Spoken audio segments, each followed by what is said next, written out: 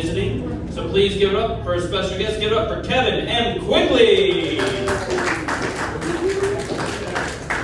Hello, Democracy Brewing. How are we doing tonight? How are we doing, Boston?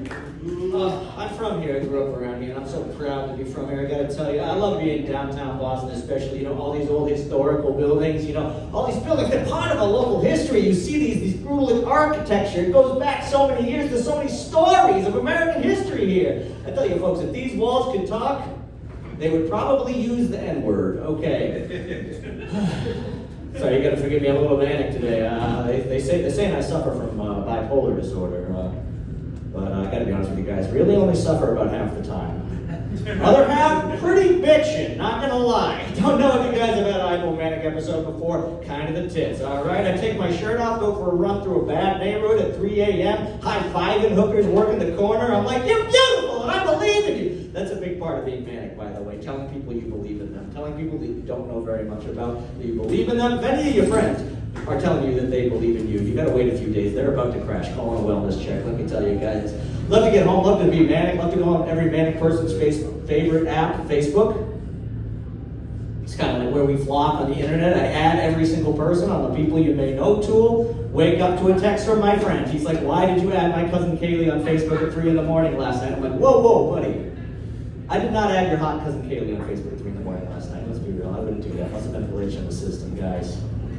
Goes both ways though, I get sad sometimes. I get depresso. I get sad, bad. Sometimes I get depressed. I try to write sad guy poetry. That doesn't work. Sad guys can't write poetry, okay? Sad girl writes poetry. Everyone's eating it up. They're like, she's so misunderstood. She doesn't see her beauty. She just needs someone to show her life. Sad guy writes poetry. They're like, doesn't live near a school, right? There is a very, very fine line between a sad guy writing poetry and a manifesto that rhymes, okay? It's sad, man. Like I said, I was telling my therapist, I was saying, like, yeah, I think about suicide sometimes, I think about just, like, putting a gun in my mouth. She said the classic, she said, do you have access to a gun? I'm like, thankfully, no, okay? And the next week I said, it's getting worse, I'm thinking about suicide. I'm thinking about, like, throwing myself in front of a train. And she was kind of just going through the numbers. So she was like, do you have access to a train? It's like, I live in the same town as you, bitch. What did you expect me to say? No, I'm on the frontier. All train comes through town by Washington. Ain't gonna be for another 6 months. Maybe around October. No! We get the fucking Stoughton Kingston line. What are you talking about? Yeah. People go to Providence. I think it's classier to throw yourself in front of the Amtrak, honestly. Like people who paid like at least $80.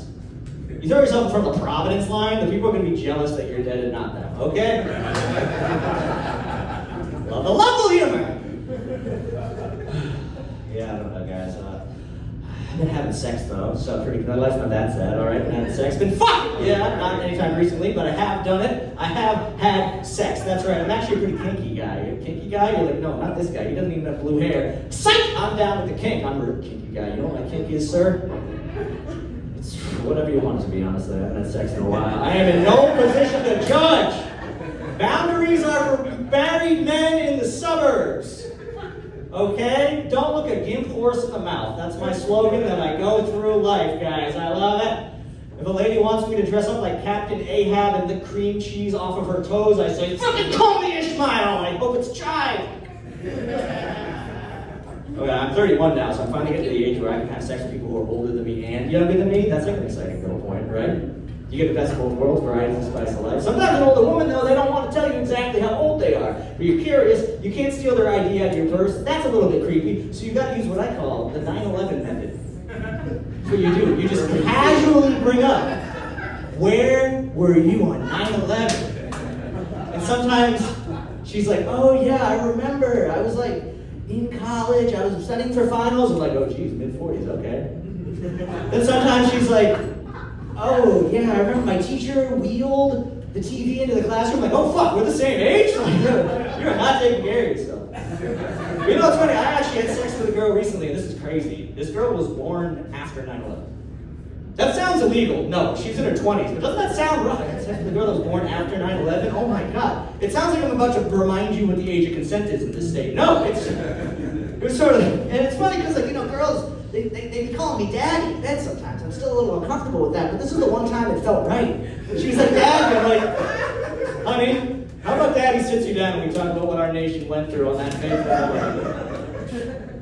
Man, girls be saying dirty shit. I don't know how to keep up, you know, like, I know a few things not to say when a girl says some dirty shit to you in bed, though. One thing you should never say is, you already said that. That shit's gonna kill the mood, all right? She's like, I love you cocking me. I'm like, heard you the first time, bitch. She's like, do you like this pussy? I'm like, you are so insecure. Oh my God, I told you yes! I can't do the pussy affirmation. I had a girl once, it was a French girl, she just yelled dirty shit in French. I had no idea what she was talking about, but I'd be like, okay, Google Translate. She'd be like, I am lying about having an IUD. I'd be like, oh, fuck! It wasn't sexy at all. Good thing we have the Google Home in the bedroom. All right, guys, that's enough for me. Take it easy. Give a go for Kevin Quigley. He was mentioning 9/11. It's actually been, more than 20 years.